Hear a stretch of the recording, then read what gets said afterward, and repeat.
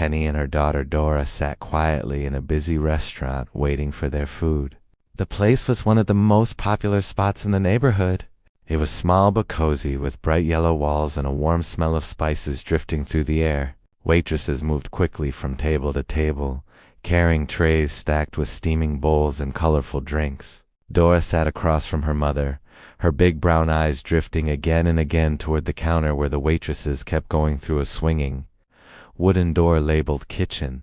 "Mommy, I'm hungry," Dora said softly. She sounded tired and impatient. "I know, my love," Tenny replied with a gentle smile. "The food will be here soon. You'll enjoy it." Tenny had ordered Dora's favorite meal, fried rice and crispy chicken wings. For herself, she ordered grilled fish and sweet plantains. She'd been waiting all week to eat something she didn't have to cook. Cooking at home always felt like a punishment to her. Too much stress, too much work. Why cook when places like this existed? Soon, a cheerful waitress walked up to their table with 2 plates. "Here's your food, Ma." "Enjoy," she said happily. Tenny's face brightened as she smelled the food. It looked perfect. She took her first bite and her eyes closed in pure happiness. This is delicious," she whispered. But before she could take a second bite, something changed. Dora wasn't smiling anymore.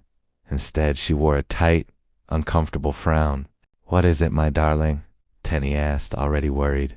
"Mommy, I want a poo-poo," Dora whispered, pressing her belly. Tenny froze with her fork halfway to her mouth. "Now?" "We just started eating," she whispered sharply, trying not to snap. Dora looked down, ashamed. Tenny sighed and looked around the restaurant. Everyone else was eating calmly, but she felt like all eyes were on her. She got up and forced a polite smile. "Okay, come on, this wasn't the first time." Dora always needed the toilet after only a few spoons of food. It frustrated Tenny deeply, but she had no choice. She took Dora toward the back hallway marked restrooms, her heels tapping loudly on the tiled floor. Dora went into a stall, and Tenny leaned against the wall, scrolling through her phone. That was when something unusual caught her eye, a metal door slightly away from the others. It was gray, old, and marked with big red letters. "No entry."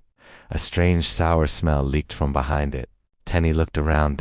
No one was watching. Curiosity pulled her forward. She grabbed the handle and slowly pushed.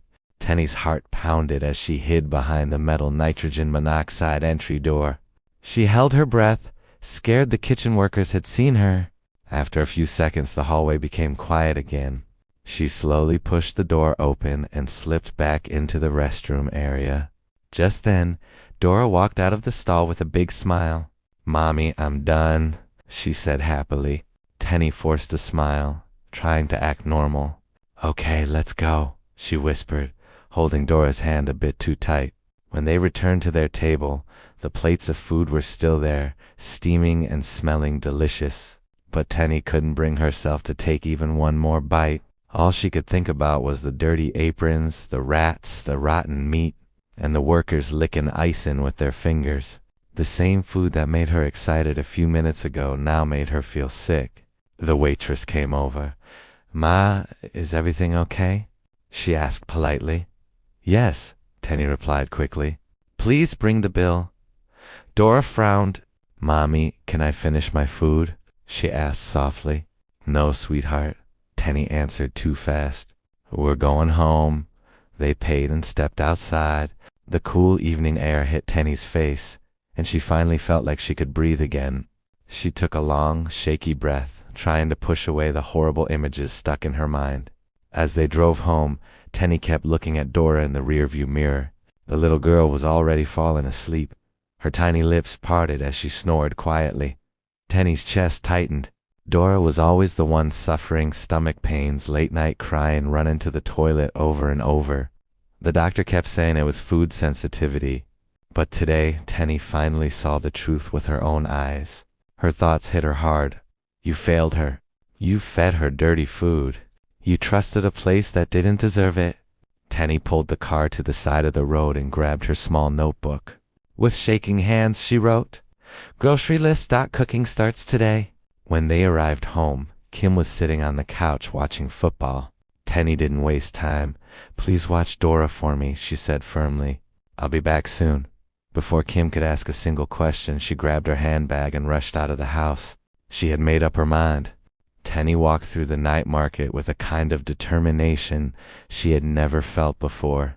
The bright lights, loud voices, and strong smells didn't bother her at all.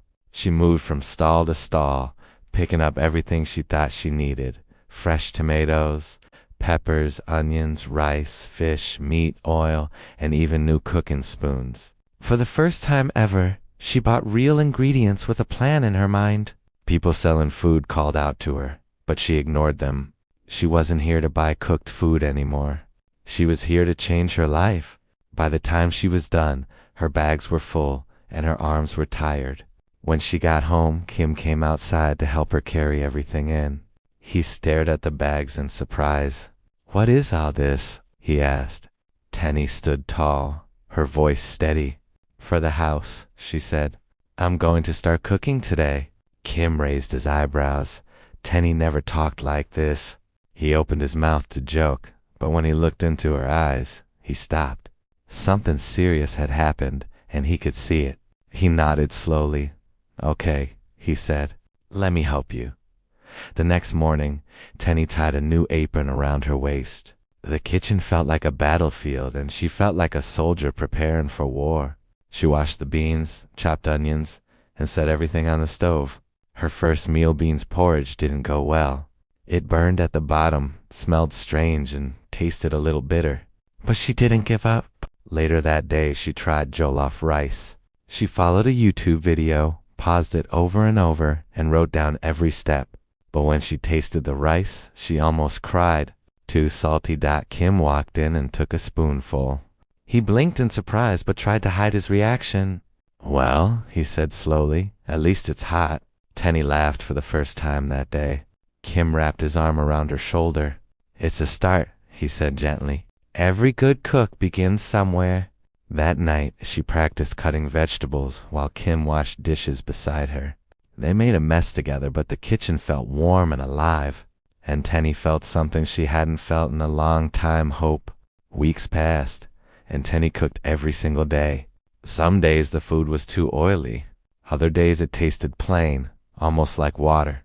But she didn't stop. She kept watching cooking videos, writing notes, and practicing different recipes. Slowly, something amazing started to happen. Her food began to taste better. One sunny afternoon, she made a simple meal of rice and stew. Dora sat at the table, swinging her legs as she ate. After a few minutes, Tenny noticed something strange. Dora wasn't holding her stomach. She wasn't frowning. She wasn't asking to go to the toilet. "Dora?" Tenny asked softly. "How's your tummy?" The little girl smiled brightly. "It's fine, Mommy. The food is yummy." Tenny felt her eyes fill with tears. For the first time in a long time, she felt proud, truly proud. All the burned pots, salty meals, and tired nights suddenly felt worth it. From that day on, cooking became part of their home. Every Sunday, the house smelled like stew, rice, pepper, and love. Kim danced around the kitchen, stealing small tastes of food while Dora laughed and chased him away. Years passed, and Dora grew taller and stronger. On her 11th birthday, Tenny handed her a small apron with bright flowers on it. "It's time to learn, my love," she said with a smile. Dora giggled and tied the apron around her waist. They cooked rice together, spilling water, dropping onions, and laughing until their stomachs hurt. "Cooking is like love," Tenny told her gently. "It needs patience." "Like how Daddy waits for your food every night?" Dora asked. Tenny laughed. "Exactly like that. The rice that day came out perfect, fluffy, soft, and delicious." Dora clapped her hands proudly. From then on, Dora loved cooking with her mother. She learned how to stir soup, flip plantains, wash rice, and even taste spices like a real pro. And Tenny, the woman who once hated the kitchen, found joy there. She discovered that cooking wasn't just work. It was care. It was family. It was love you could taste. If you enjoyed this story, don't forget to like, subscribe, comment, and turn on the notification bell. More heart-touching stories are on the way.